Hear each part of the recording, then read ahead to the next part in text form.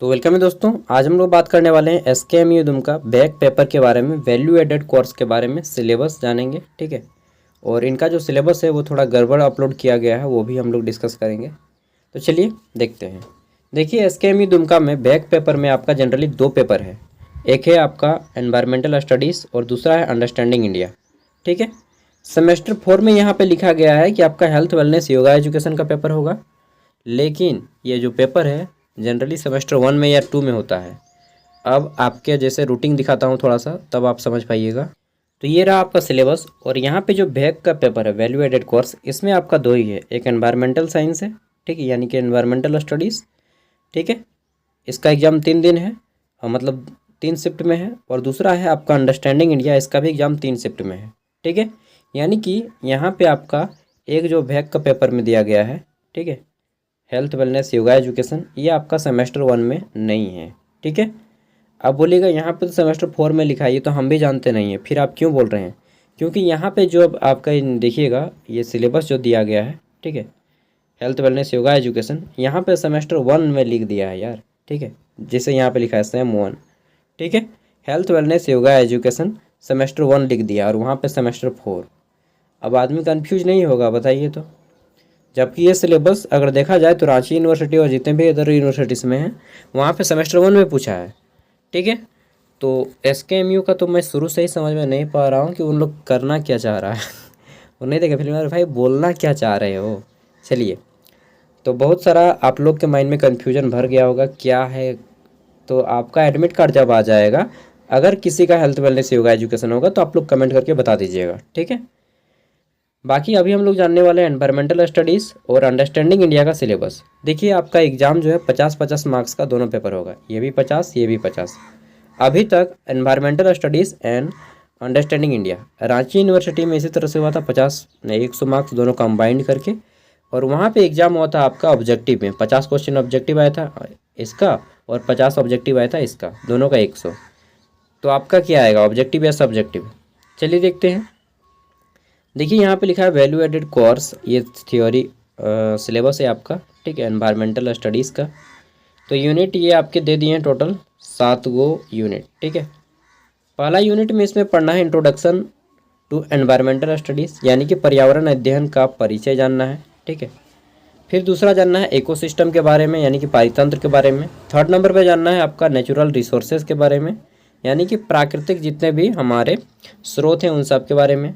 चौथा आपको पढ़ना है बायोडाइवर्सिटी एंड कंजर्वेशन, यानी कि विविधता के बारे में। ठीक है। और वन्य जीव अभ्यारण्य, ये सब के बारे में आपको पढ़ना है, वाइल्ड लाइफ सेंचुरी वगैरह। नेक्स्ट है आपका 5 नंबर पे एनवायरमेंटल पॉल्यूशन के बारे में पढ़ना है, पर्यावरण प्रदूषण के बारे में। ठीक है। फिर आपको पढ़ना है 6 नंबर पे global environmental issues and policies. तो विश्व लेवल पे जितना भी पर्यावरण के कानून बने हैं, मुद्दे हैं, इन सब के बारे में जानना है। 7 नंबर पे आपको स्पेशली झारखंड के बारे में जानना है, environment and ecology with reference to Jharkhand state. ठीक है। जियोग्राफिक फीचर क्या है, यहाँ पे मिट्टी किस प्रकार की पाई जाती है, नदी, खनिज संपदा, ठीक है, और पर्यटन, इन सब के बारे में आपको जानना है। किसमें? तो ये आपका एनवायरमेंटल स्टडीज़ में। अब पेपर ऑब्जेक्टिव आएगा, ये सब्जेक्टिव यहाँ पे कहीं पर भी जिक्र नहीं है। ठीक है। तो आपको हो जाएगा फिक्र।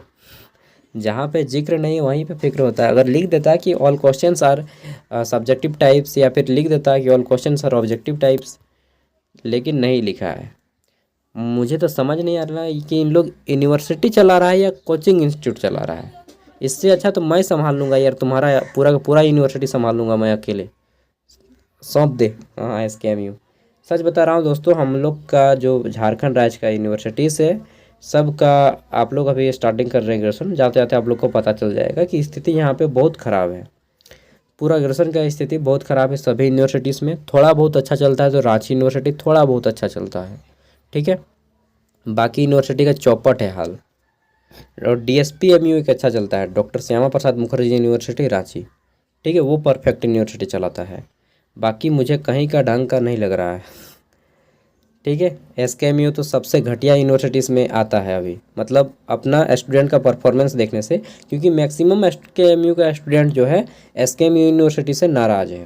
ठीक है। जैसा उनका परफॉर्मेंस दे रहा है स्टूडेंट को, क्योंकि आप अच्छा से मटेरियल नहीं प्रोवाइड कीजिएगा तो बच्चा कंफ्यूज होगा यार। चलिए, इन सब का कारण मैं भी वीडियो बनाने में थोड़ा सा पीछे हो जाता हूँ क्योंकि सही सिलेबस वगैरह अपलोड नहीं होता है। ठीक है, नेक्स्ट है हमारा सेमेस्टर 1 और ये है आपका अंडरस्टैंडिंग इंडिया।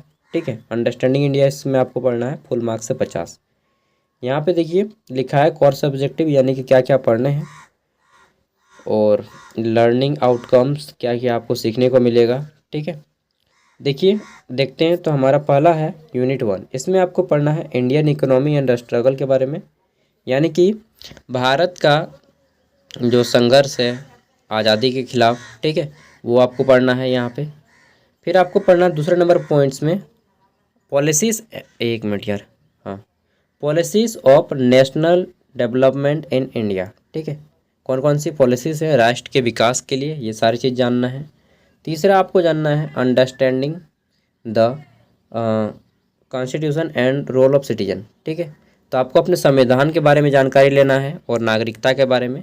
5वां नंबर आपका पॉइंट है यहाँ पे Indian knowledge system and education system, Bharat की जो शिक्षा पद्धति है वो जानना है, विशेष रूप से आपको 2020 में जो आया है वो शिक्षा पद्धति के बारे में।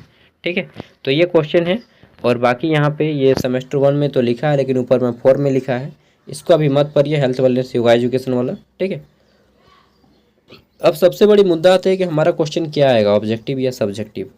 देखिए दोस्तों, कहीं पर भी मेंशन नहीं है क्लियरली कि ऑब्जेक्टिव आएगा या सब्जेक्टिव आएगा। ठीक है, इसलिए मैं कहूँगा आप लोग दोनों प्रैक्टिस कीजिए, ऑब्जेक्टिव भी प्रैक्टिस कीजिए डेली।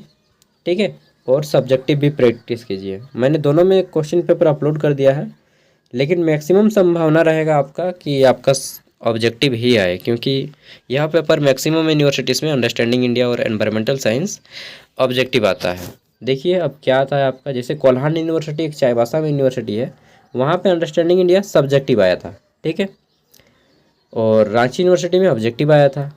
वहीं बात कर लेते हैं तो BBMKU में ऑब्जेक्टिव आया था। ठीक है, BBMKU विनोद बिहारी महतो कोलांचल यूनिवर्सिटी धनबाद, वहाँ पे ऑब्जेक्टिव आया था। नीलांबर पीताम्बर यूनिवर्सिटी में भी ऑब्जेक्टिव आया था। और बैक ईयर की बात करें SKMU 2000 जो एग्ज़ाम हुआ था 23 में, वहाँ पे आपका अंडरस्टैंडिंग इंडिया सब्जेक्टिव में आया था। ठीक है, उस टाइम एनवायरमेंटल साइंस नहीं था। तो क्या आएगा, ऑब्जेक्टिव या सब्जेक्टिव, ये बहस वाली बात है, इसमें टाइम वेस्ट मत कीजिए। दोनों पे आप लोग फोकस कीजिए, ऑब्जेक्टिव भी और सब्जेक्टिव भी, दोनों प्रिपेयर कीजिए। बाकी मेरा एग्ज़ाम है JPSC का कल 10 तारीख को, एग्ज़ाम होने के बाद मैं खाली हो जाऊंगा और 11 तारीख से आप लोग का अच्छे से वीडियो, फ्रेश वीडियो दे पाऊंगा। ठीक है, अभी मैं वीडियो नहीं डाल पाता हूँ, एग्ज़ाम है इसलिए थोड़ा सा पढ़ने दीजिए। ठीक है, 11 तारीख से आप लोग का वीडियो आएगा। Thank you, bye. और हाँ, जिनको PDF चाहिए, ये पूरा PDF मैं वीडियो का डिस्क्रिप्शन में दे रहा हूँ, जितना भी मैं वीडियो बनाऊँगा। ठीक है, सब वीडियो का डिस्क्रिप्शन में लिंक रहेगा PDF का। ठीक है, मेरे द्वारा जितने भी वीडियोस दी जाएंगी फ्यूचर में या पास्ट में जो भी दी गई है। बाय, नेक्स्ट वीडियो में मिलते हैं। पढ़ाई कीजिए तब तक से, previous year question paper solve कीजिए, क्योंकि वह सबसे बड़ा कुंजी होता है एग्ज़ाम पास करने का। Thank you.